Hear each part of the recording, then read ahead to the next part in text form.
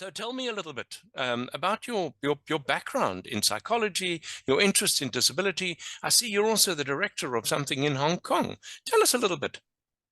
Sure. So I attended Wright State University in Dayton, Ohio, in the States.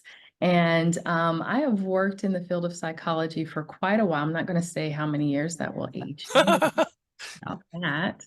Um, but right now, I'm the executive director at the Children's Institute of Hong Kong, where we serve children with varying neurodiversities across Hong Kong. We consult with individuals from around the world that have various neurodiversities. And we're a passionate group that really, really works to be change makers in this space. Interesting. Interesting. I can't help but ask, and none of my business, but I'm fascinated at the interest from an American point of view in Hong Kong. Why the bridge from America to Hong Kong? Hmm. So in the States, things are very much driven by insurance. And insurance dictates pretty much all that you do. And it does not leave room for the clinician to really make sure that they are caring for the individual in the way that they best need cared for. And in Hong Kong, that's a different space. And insurance does not guide treatment. Treatment guides treatment. And so that is what has driven me towards Hong Kong. Fascinating. Wow. Mhm. Okay. Well, I'm not going to. Let's not take any more time away from Ava's presentation. Ava, are you ready to rock and roll? I think she's Um, a yes, I am. Yeah, so I'm just going to share my screen now Let quickly. me Right. share a little bit about Ava first as she's working to share her screen. I want to make sure that everyone understands who Ava is in this space and why we've chosen for her to be an opening presenter for this conference. So Ava Chan is the founder and president of Neurodiversity HK. It supports the inclusive integration of neurodiverse individuals into society. The organization has over 180 members and 12 chapters, including international ones. Ava is a high school senior. She was nominated for the SCMP Community Star Student of the Year and a recipient of the Jockey Club Scholarship. She is passionate about neurodiversity advocacy and aims to raise awareness and promote inclusion for the neurodiverse population. So I am thrilled for everyone to hear a little bit about how Ava got here and to share a bit about Neurodiversity HK. Thank you. Hi, everyone. Thank you, Dr. Perrymon, for the introduction. My name is Ava. I'm a senior in high school, and like Dr. Perrymon said, I'm the founder and president of Neurodiversity HK. I just want to make sure everyone can see my screen quickly, Dr. Perrymon. Yeah? Yeah. Okay. Yeah.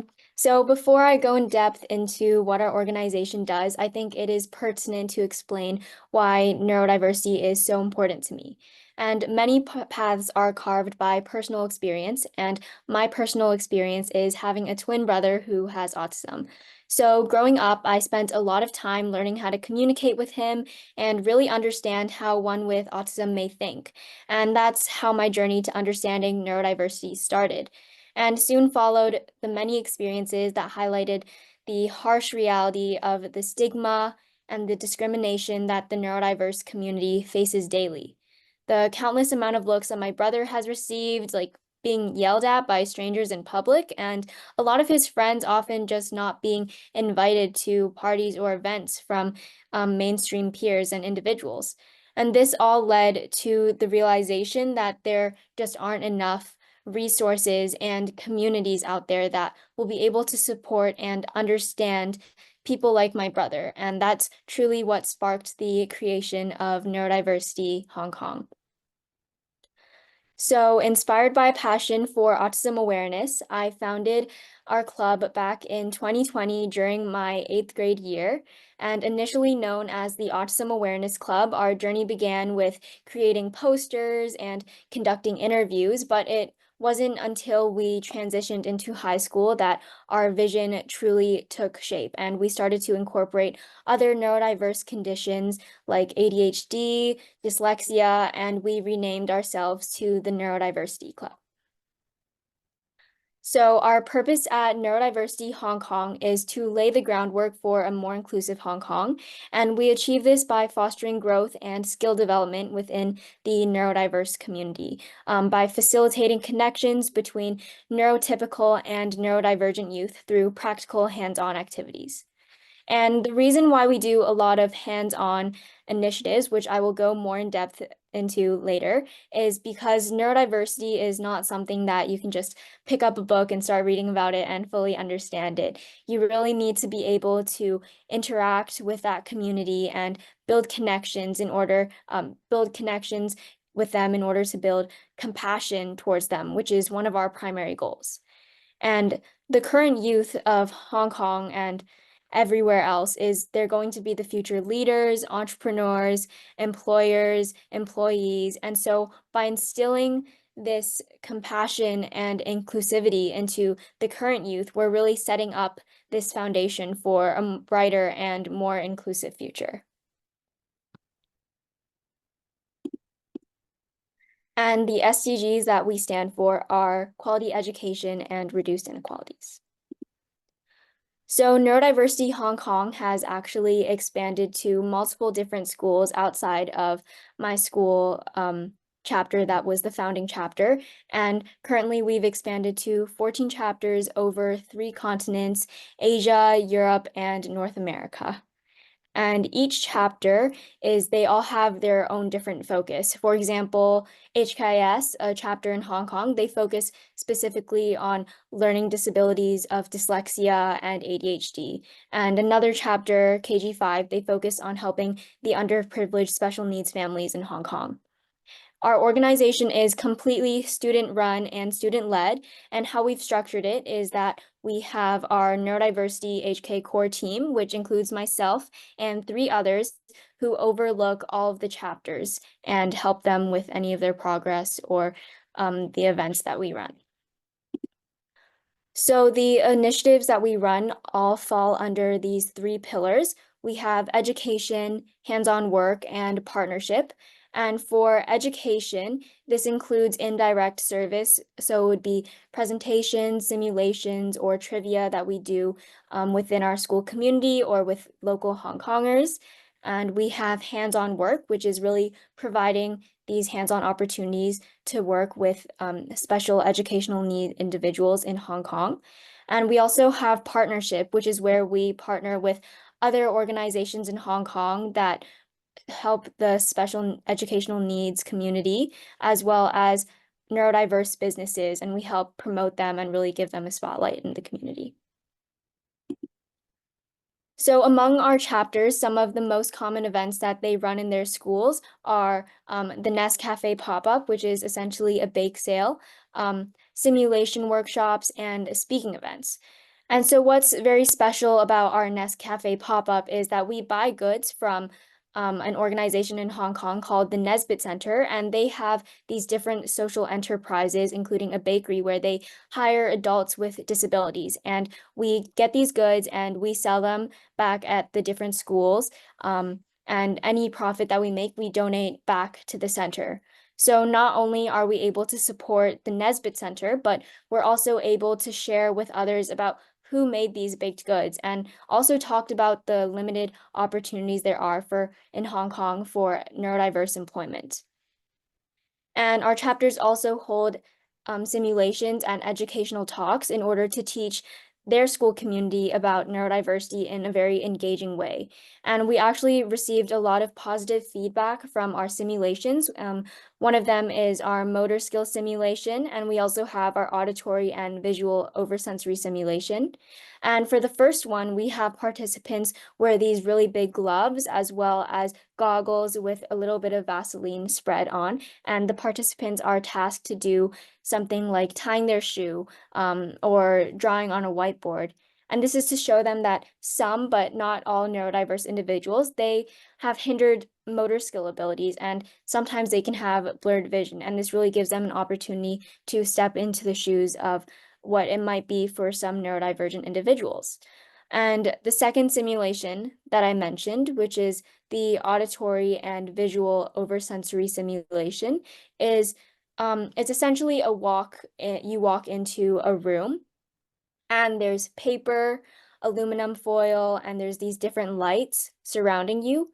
And there's an audio playing that is a teacher talking, and there's different tasks that these participants need to jot down. And actually, we had one person request in our club who they actually experience auditory and visual overstimulation on a daily basis. And they actually wanted to try it out to see how accurate it was. And they said that it was a very good representation of how she felt a lot of the time. And so we went on and we shared this with a lot of international school students in Hong Kong. And we also had some teachers try it out as well. And it prompted many great discussions among everyone who tried it. And also it gave them an opportunity to gain more empathy towards the community, especially with the younger kids in elementary school and middle school. And after this, they actually started thinking about what can we do? What solutions can we actually come up with to help this community? And so I think this was definitely a really good way for us to educate the school community. Another one of the most successful programs that we actually run is called our barista program. And we also do this again in collaboration with the Nesbitt Center and one of their baristas named Alex. And the reason why we do this is because we want to provide hands-on learning opportunities for special educational needs individuals in Hong Kong. Because in Hong Kong, employment of neurodiverse individuals is below 20%, and that means that there's more than 80% of neurodiverse adults that are actually unemployed. And so this is just an opportunity for them to have exposure in the F&B field with making coffee, and also to connect neurotypical and neurodivergent individuals together. And what we actually hope to do more in the future is provide more opportunities outside of the F&B industry as well, which is why we're starting an entrepreneurship program later on in 2025 to help inspire them and kind of give them ideas of how to start their own businesses or see kind of what they want to do for their career and later on in life. Another activity that we do is our silent discos. This is a community event that really caters to the sensory needs of neurodiverse individuals. And so if you don't know what a silent disco is, it's essentially everyone has a pair of headphones and you walk in and you're given a pair of headphones. There's music playing and they're all synced up. But what's special about it is that you can lower the volume and adjust it as much as you'd like. And if you don't want to listen to music, you can just take off your headphones and it's a nice and quiet space. And the reason why we do this is because there's a lot of fun opportunities out there and activities, but oftentimes the people designing this, it's not catered to the sensory needs of neurodiverse individuals, and this excludes them from the fun and being able to join these types of activities. So the reason why we created this is because we wanted to create a space that's fun. It's a community space, and it's a safe sensory environment for these neurodiverse kids. And it just gives more opportunity for them to be a part of our community. And we've also held an inclusive gala that we did at Cafe 8, which overlooked the Hong Kong harbor. And the reason why we did this is because we wanted to bring together neurodiverse families and friends once again to build community. Because there's a lot of kids who don't have friendships because of their disabilities, and their families often feel ostracized and marginalized. And that's why we felt it was really important for us to provide an opportunity for these young people so that they can come together and feel like they belong without them feeling too much pressure. And also for them to know that this is a safe environment where they're truly welcomed. Because a lot of our times when our community they go to typical parties or events, they often have to be very cautious of their behavior. Whereas in a space such as our inclusive gala, they can feel at ease for just being themselves and for their families to have a lot of fun. And so actually at this inclusive gala, we ran our silent disco, and we also made dumplings with them since it was pretty close to the Lunar New Year. Another event that we held in the past year is our Chinese calligraphy program. And this Chinese calligraphy event, it actually targets several aspects. And the first one is providing them with learning opportunities, because this activity is actually, in a way, it's like art therapy. And the calming nature of calligraphy and needing to concentrate actually can help their hand motor coordination. And there's also a cultural aspect where we bring the participants closer to some of their roots.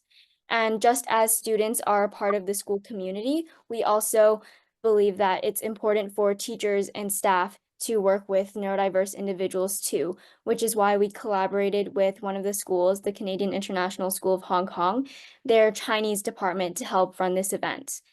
Because we believe that it's really important for them to understand the need of every student, including those that are neurodiverse. We've also done a lot of general advocacy within the local Hong Kong community. And so because most of us are international school students, we usually do a lot of our advocacy in English, and this can kind of create a barrier between those who speak Chinese and Cantonese. So during these local advocacy events, we actually have to translate some of our terminology when we advocate for the neurodiverse community and educate local Hong Kongers. And something that we found that was really interesting is because our target audience, they speak Cantonese, we needed to translate terminology surrounding autism from English to Chinese. And so when we translated the word autism, we actually got a phrase which we realized it had quite a negative connotation, because when you translate the word autism from Chinese to English again, it translates to loneliness disease, self-closed disease, and also one of the characters in the word is associated with diseases that makes it feel very contagious, which is what we think contributes to kind of the stigma in the Hong Kong community towards neurodivergent conditions. So what our approach when we did this is we actually decided to use a different phrase for neurodiversity that meant diverse-mindedness or different way of thinking. And what we found is that when we said this word in Cantonese and Mandarin to the Chinese speakers that we spoke to, they actually became very intrigued to understand, like, what does this word mean? And it became really easy to start talking about neurodiversity, the neurodiverse community in Hong Kong. And it was definitely, we were able to get a lot of good conversations out of it.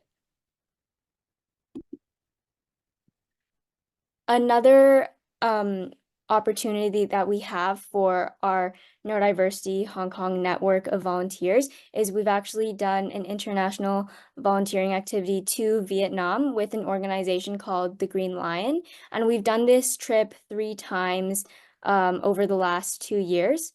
And we went there to work with children with cerebral palsy. And the reason why we wanted to go there is because we wanted to understand the availability and allocation of special needs resources in Vietnam. And what we found actually was that there is a framework, definitely, and they have a lot of knowledge surrounding special needs individuals and people with disabilities, but there is a limited ability to execute treatment because of the financial resources and manpower, which is limited for them. So when we were there, we actually helped create different activity protocols that future volunteers could also replicate. And one example of is that not a lot of the time, they didn't have enough time with the physical therapist, a lot of the kids there. So we created this obstacle course for them, where they had to walk around different cones, they had to move the different balls. And also, if you see in one of the photos, one of the kids is actually laying on this really big bouncy ball. And the exercises on this yoga ball was to actually give them more proprioception and vestibular movements in order to increase their body awareness and body balance. And by getting all of these kids to go around the obstacle course, it also gave less pressure to the physical therapist who didn't always have time to work with all of the kids there. And so what we actually got out from our team going to Vietnam is that it gave us a lot of understanding on working with children that had significant disabilities.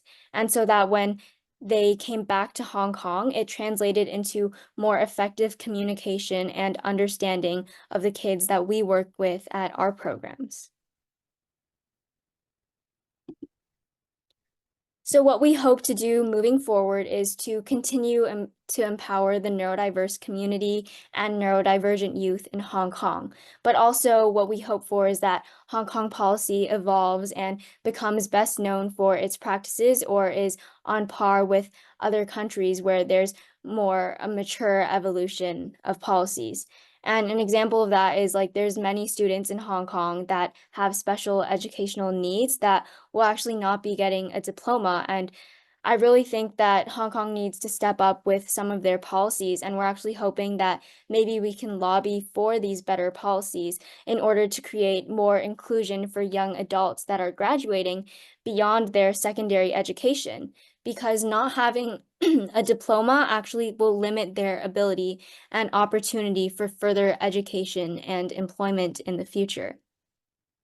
And of course, we also want to continue our efforts in expanding internationally, as well as continue expanding in Hong Kong in order to create a network of youth that will actively engage and will include the neurodivergent community. So that is essentially what our organization does. I hope that it gave some insight on what the youth is doing right now in Hong Kong, and hopefully, I guess now internationally. We have chapters in Germany, California, and New Jersey as well. These are our QR codes, one to our Instagram and also to my LinkedIn. So just feel free to take a picture or scan the QR code to access our Instagram page. And if you have any further questions, feel free to DM us or message me. So yeah, thank you so much. So Ava, I'm sure that if you were on a stage and in front of the 58 people that we have participating and hundreds and hundreds of others that would be watching very soon, this would be a drop the mic moment, and you would have a standing ovation because your work is obviously quite outstanding. And we are so excited that you've chosen to join us and allow for the world to see what you're doing. I have a couple of questions for you that I'd love to just get out there so that other people know a little bit more about who you are and what you're doing. Okay. So first, if you can tell us a little bit about how it is being a sibling. So you know that I work with a lot of families, and there are a lot of people on here right now, whether they be therapists or teachers or whatever it may be, work with a lot of families of individuals who are neurodiverse. What would you say to those who are working with those individuals from a sibling's perspective on how to best support them?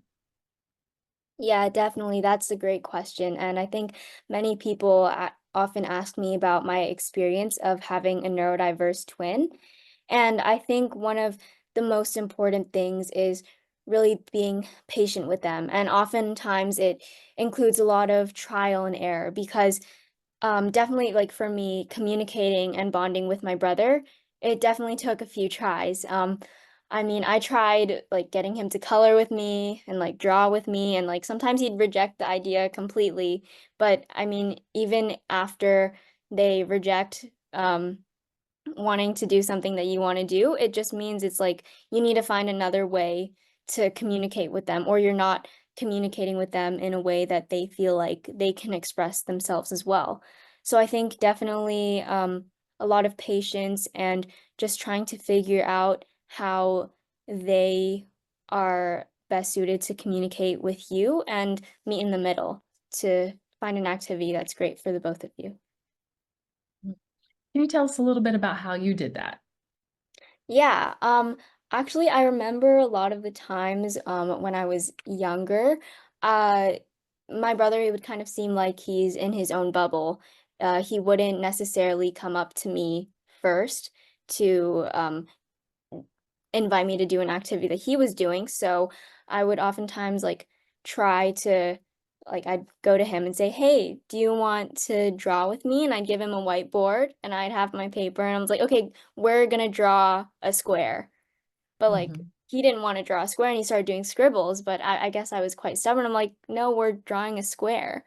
And so I think after a lot of times, like I found that that didn't work. And I guess I started poking him and I'm like, do you want to do this? Do you want to do that? And that didn't really work. But when his therapist actually came over, we were introduced to this activity where the physical therapist, she would put flour in a bowl or just like on the floor. Um, and my brother and I, we actually had to work together to pour water, salt, and oil together and mix it together to create this type of dough. And that was the first time where I really felt that this barrier between us had dissolved and we actually started to work together because he communicated with me, maybe not verbally, but he started like passing some like of the oil to me and I'd be like, "No, let's move the flour over here." And yeah, that was really the first time that we were able to connect. And from there I found that doing these sensory activities were things that we could really communicate and bond over. So later it's like I think a lot of teenagers like there's a slime phase. So we'd like play with slime and Play-Doh. And also now we actually do a bit of Chinese calligraphy too. Yeah. That is very exciting. About how old were you when you first were able to connect with the dough? I think I was around maybe 3, 4 years old. I think it was preschool, whenever Mm, preschool was. Yeah. mhm. And so now you're at Chinese calligraphy. Yeah. Exciting. That's pretty Yeah. exciting. Okay, another question. Can you tell us about the type of support that you received from your school to start Neurodiversity HK? Yeah, I think definitely our school is very supportive with students wanting to be leaders. And so we have these different service clubs. Um, and so I proposed this idea to my school and they were like, yeah, I think that this is a great idea. And so I kind of like I mean, we were in grade 8. I didn't really know what to do, but we all like all clubs need a teacher supervisor and I was very lucky to have such an amazing teacher supervisor and he really helped guide us with different things that we could do besides making posters. And in because let me think of how to phrase this. We just thought that kind of like making posters and trivia would be enough, sharing our own knowledge.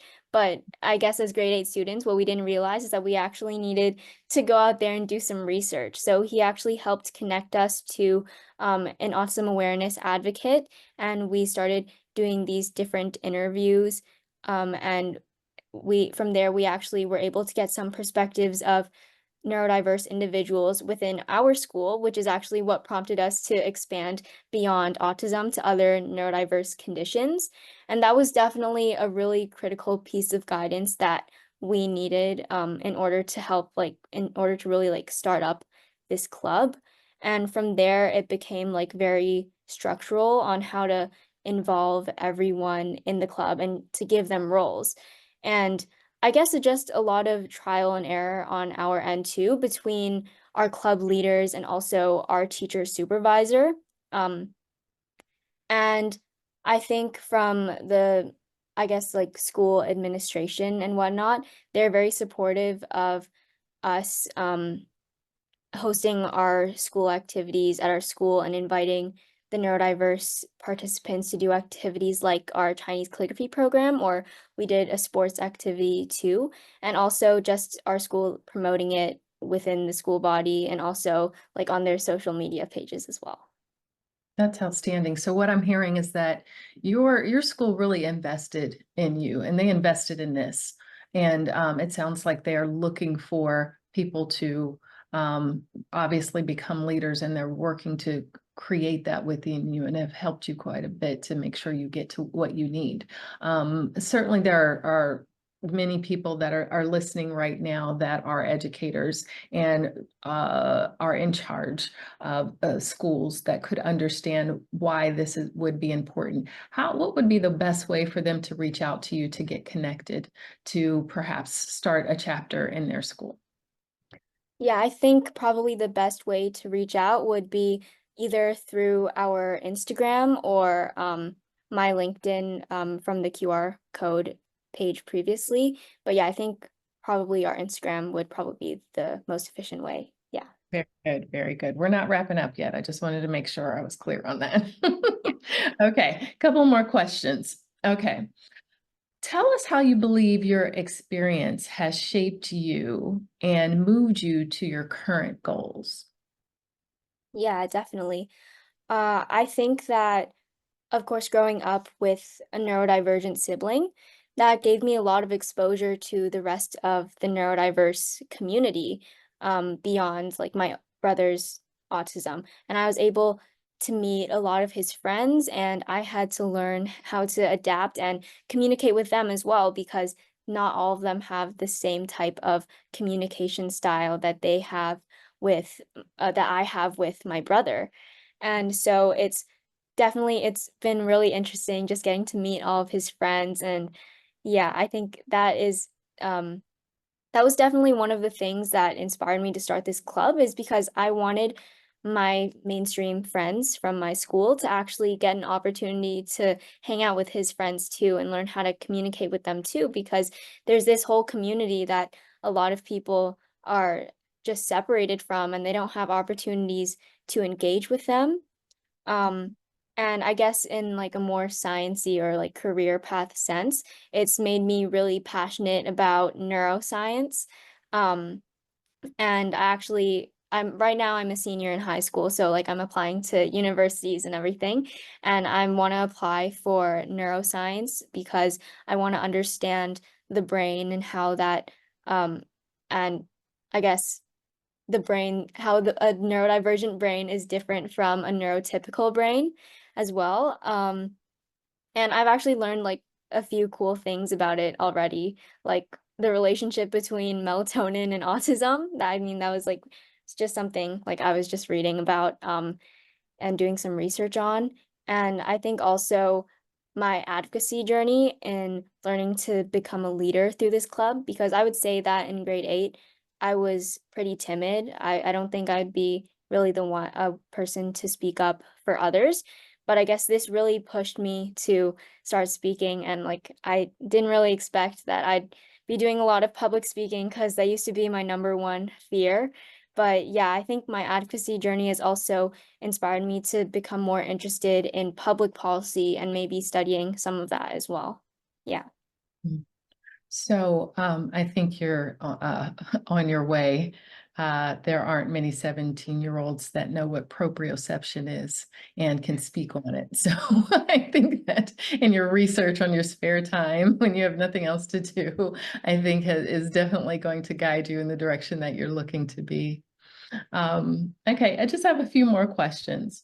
Can you tell us a little bit about the future of neurodiversity HK and what your vision for that is? I'd love to hear about the upcoming year, next 5 years, next 10 years. Yeah, definitely. So how it's structured right now is we actually just went through a quick restructuring.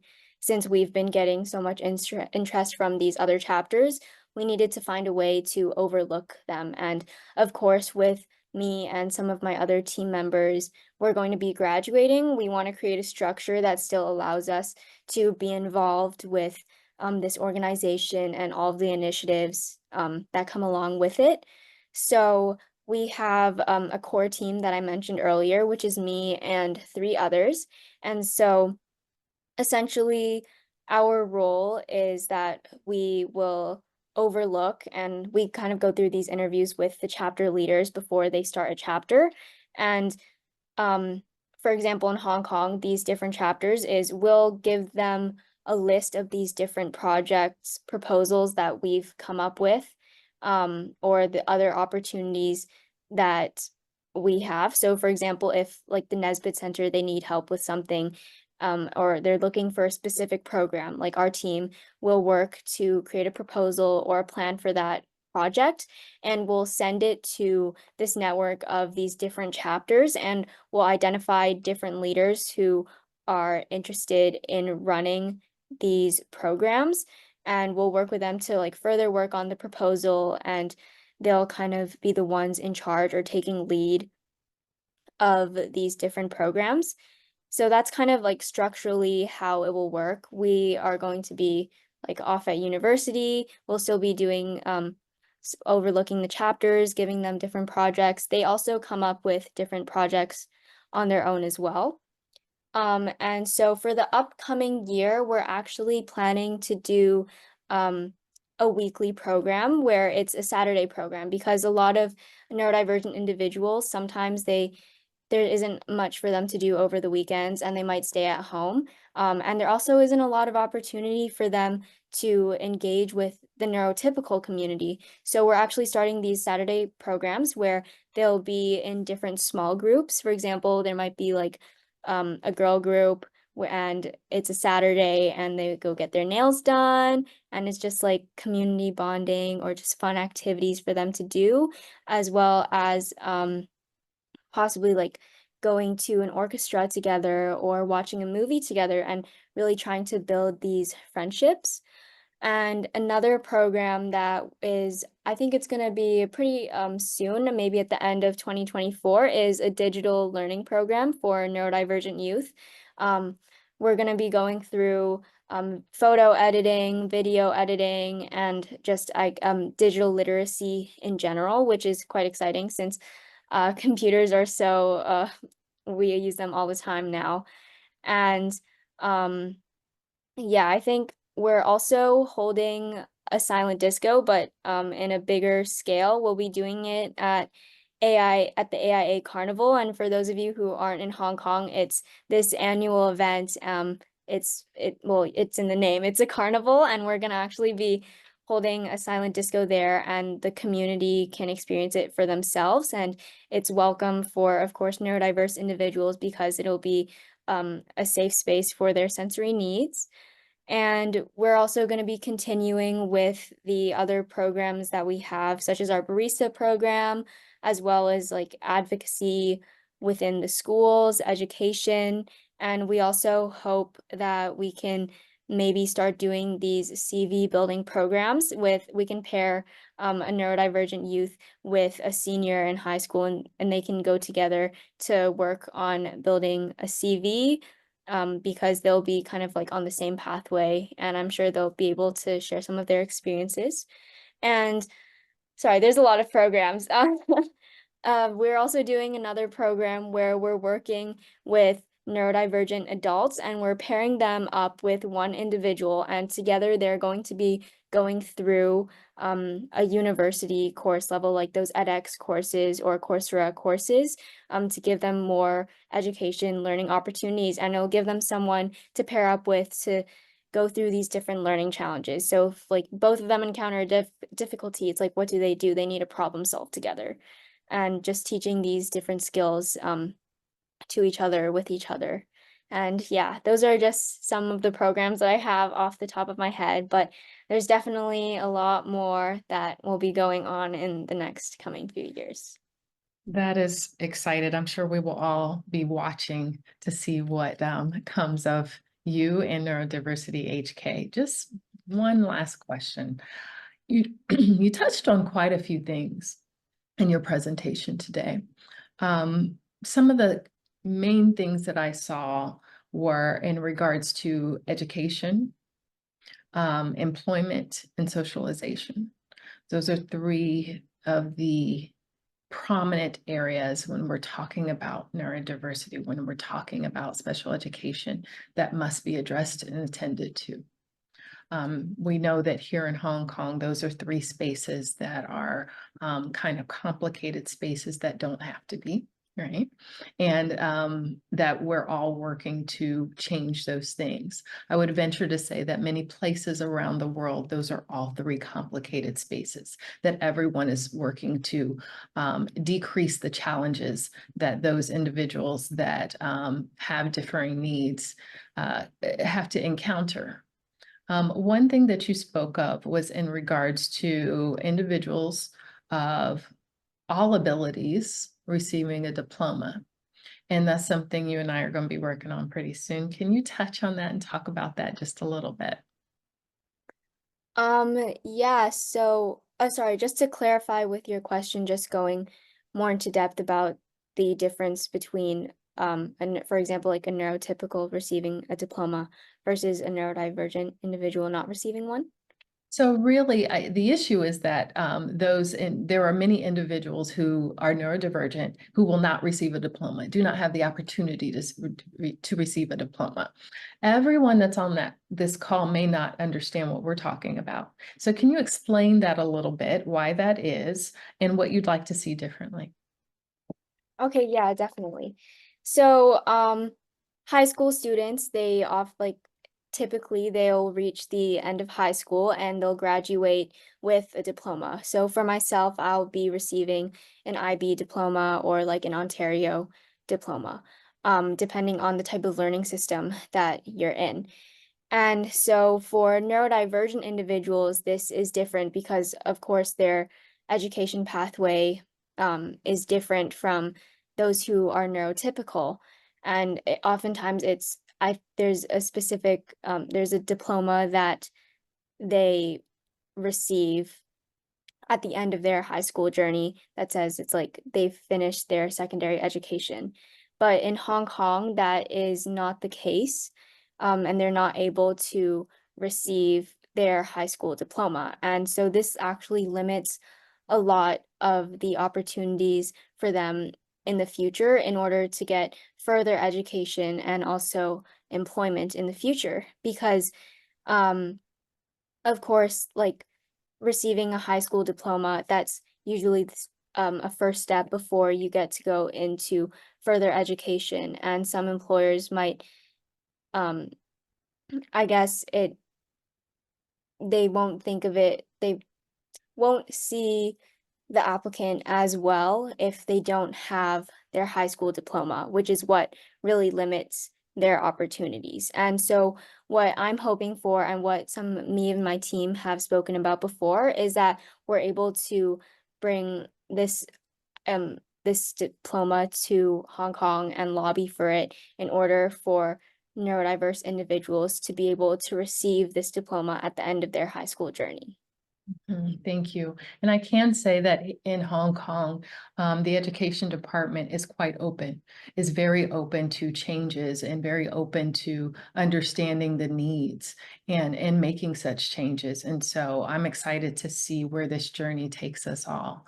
There are certainly many individuals that do receive the high school diploma, but there's too many that do not. And creating more opportunities for those that do obviously creates more long-term opportunity. And I see that perhaps we have to stop talking because our host has come on. I have, and I'm wearing my policeman's hat. I see. But would you like to just finish the question you were asking, Ava? We've got a minute or two, and I want to chat a little bit to you. But quickly ask that question that bit of dialogue you were having. I think the question has been answered. She has definitely shared kind of her perspective and way she sees things. Hong Kong is certainly one of those places where they're open to change always. So it's very exciting to see where all of this takes us. And that, you know, there are many people that are neurodiverse that do receive the diploma, but there's too many that are really struggling that don't. We have to figure out how we bridge that. And so that's something that I think Ava is looking to bridge that gap. And so well, Ava, I can't thank you enough for your extraordinary insights. I don't want to make a big deal about your age, but it's hard not to. So you are truly an inspiration, and I love the personal element of your story and of the energy and what you're doing. Obviously, the big context is your brother, and I love the sound. I love the whole notion of the Chinese children, or sorry, the Institute for Children in Hong Kong. What an extraordinary idea! I was taken with the silent disco. What a wonderful idea. I might be less deaf now if I had engaged in silent discos 50 years ago. Sorry, I didn't. But what an extraordinary insight that you have shared with us. And Amber, thank you for driving that and for moderating so skillfully and letting Ava really go for it. So that was absolutely brilliant. And the one thing I did pick up actually was your very astute question, Amber, about the fact that not everybody is necessarily going to be privileged enough to receive a diploma. And I think I think we have to be very honest here, is that some cultures or in some countries don't pay enough attention to education. And I think without being stereotypical, I think it's an honest thing to say that the Chinese culture is very education focused. And therefore, as you said yourself, they're willing to change and willing to be innovative. And I think many parts of the world could pay attention to this. So that people with neurodiversity are more inclusively included and can grow. What an extraordinary idea! So I want to thank you both very much for your time.